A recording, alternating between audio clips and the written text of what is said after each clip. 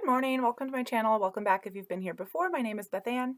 Today I am talking about the Remnants Trilogy by Margaret Pinard, which I read, starting in August, and then I think I finished them all in September. But anyway, 3 books. Let's see, I'll start with a quick overview of what they are, but I will not go into much detail at all because these are historical fiction and I feel like so much of the beauty is in the details. So in the first book, The Keening, we're introduced to a pretty poor, sort of like Scottish crofter family who have been making a living on their laird's land by harvesting kelp, which I think was used in gunpowder. Um, and I might be misremembering the time a little bit, but this is, like 1822. There's less demand for gunpowder. So that industry is sort of collapsing, or maybe, well, now Margaret can correct me if I'm wrong in the comments. It's been a while since I read The Keening. Or it might have been that production shifted to other means or something. But anyway, there's no longer a demand for the kelp, and in particular, the ash of the burnt kelp, that this family has been relying on for their income. And then there's other changes going on in the Scottish economy. And long story short, this family is forced to leave Scotland. And again, there's like heartbreaking details that I won't go into. This book was hard to get through. It is amazing. The reason it was hard to get through was because we have this family going through an absolutely traumatic move. Some really bad things happened to them. And I was also moving in the 21st century in the US with a U-Haul and professional movers. And I was still just like, I can't read this right now. It's too emotional. So anyway, that's the bit of the heads up. Maybe don't read The Keening if you're feeling a little bit stressed out when you're moving. But aside from that, this book, this was a 5-star book for me. This book was incredible. So I feel like Margaret strikes the right balance between giving us really cool historical details. And we're talking about like tiny details, like the correct names for articles of clothing and for farm implements. And the details about the kelp farming in the beginning of this book were really cool.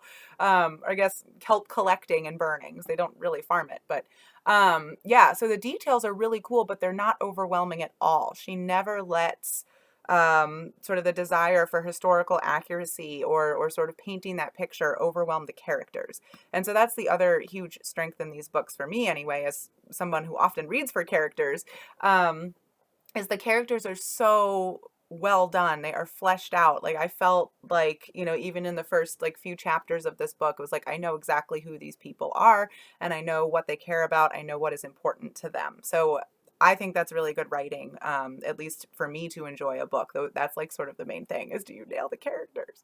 And she did. But anyway, so the rest of the book follows the journey of this family, the MacLeans, from Scotland to the New World, in particular to Nova Scotia. And this book and The Grasping Root, of course, we're sort of getting what happens to the whole family, but we're focused the most on the 2 older children, Neil and I don't know how to pronounce her name, Muirn, because I looked it up and there's a lot of different websites that tell you different things, and partly Irish pronunciations versus Scottish pronunciations. But I did Muirn in my head, so that's what we're going to go with.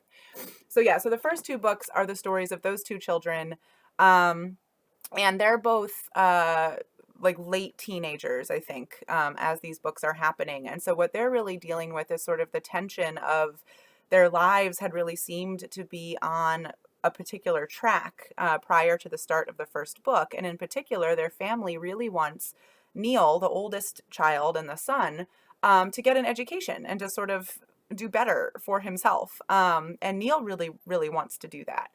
And so in these first 2 books, we're really getting a lot of that tension of how Neil navigates his own dreams and the loss of them with this huge upheaval in their lives, and the love and care for his family and the desire to provide for his family.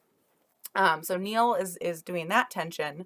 Muirn is sort of thrown into some anxiety because as a young woman at the time in the early 1800s, her future was pretty clear. Her job is to marry. She seems pretty okay with that. But it's unclear if she'll be able to do it in ways that help her family. And then especially once they get to the New World, there's some tension between should she get married and leave her family, because then it would be one fewer set of hands around to help in their new life, can she find a husband in a new position for herself that would not only get her started, but also still be able to help her family? So it was just really interesting just seeing what those two older children were going through with the upheaval of their lives. And so in Nova Scotia, what we start to see in the second book is the family settling in to a new situation in Nova Scotia, sort of carving a farm for themselves out of the wilderness, in quotes, because we know there were civilizations there before.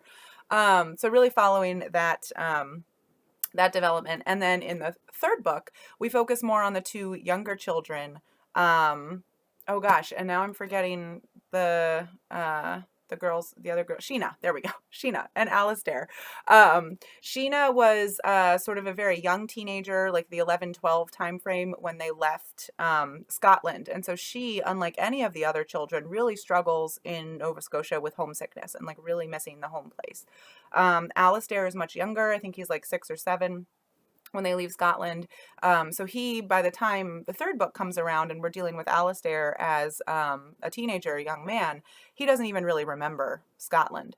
And so this book is about sort of what they are able to accomplish in the New World. And Alastair has a bit of a parallel storyline to his brothers, where it's this constant struggle for, he's this intelligent guy, he's had some education, he just wants more. He wants sort of a better future than constant backbreaking farming. And so this book covers his struggle to get it. And then Sheena, sort of similarly to her sister, she needs to find sort of a good place for her that will still let her be in touch with her family and support her family.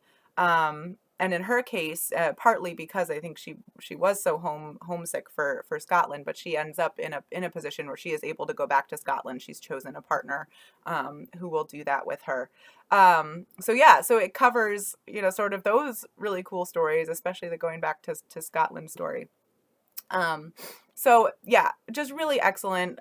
Just going back to the characters thing. I mean, to me, this is excellent historical fiction. I feel like I learned about the history of this time period of the, sort of around 1820 to 1840. Now I'm forgetting exactly the time frame of these books. But anyway, sort of early 19th century, but not the very beginning. But then also this whole phenomenon of Scottish immigration to the Western Hemisphere. So I learned a lot, and the stories that were told about the characters were so compelling to keep drawing me through the books. So it never felt like I was reading a textbook, right? So it was like perfect balance. And I'm not the sort of person usually who will read a book and then immediately pick up the next book in the series. I usually want like a little bit of a break between books that are so similar, like being in the same series. And I didn't do that with this. I was just like, I finished the first one, like, boom, I'm on to the second one. Finish the second one, boom, I'm on to the third one. And then just occasionally took breaks because sometimes the characters were going through really hard things. And I was like, I need to read something with characters that don't have such a hard path. So yeah, okay, now I feel like I'm babbling. But anyway, that's everything I loved about the books. There's really nothing I disliked about the books. The only, like, tiniest criticism I have about books 2 and 3, you can tell just by looking at the spines, they're longer than the Keening. But I didn't feel like the length was necessary. And not that we're even talking about long books here. We're talking about like 300-page books. But yeah, I sort of felt like the pacing sort of expanded to fit the length, if that makes sense. So the pacing slowed down a bit in the second and third books, which, again, not really a problem. It's just something that I noticed as I was reading it. But the Keening is like, the pacing is on. It's just like gripping. So I think I gave the second, like 4.5, 4.75 stars. These were fantastic books. So I know a lot of booktubers are planning to pick them up. You really should. I really want to know. I know Jeremy Fee also left a glowing review for this series, and I'm just really curious to see what other people who've been waiting on this series for a while, what you all think about it. So get to it. come back and let me know if you agree with me or if you have different things to say about these books. And with that, I'll sign off. Thanks for watching, and I hope you're all having a good time reading whatever you're reading. I'll see you in the next video. Thanks. Bye.